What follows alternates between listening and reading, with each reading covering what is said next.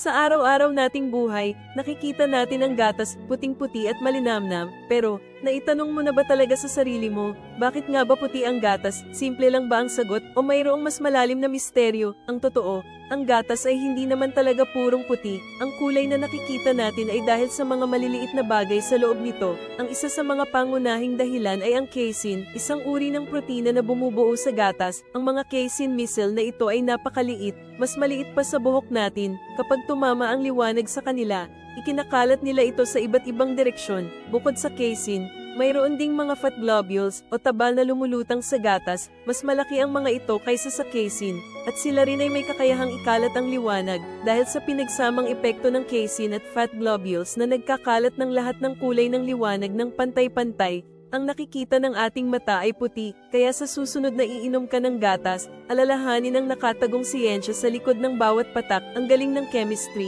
di ba?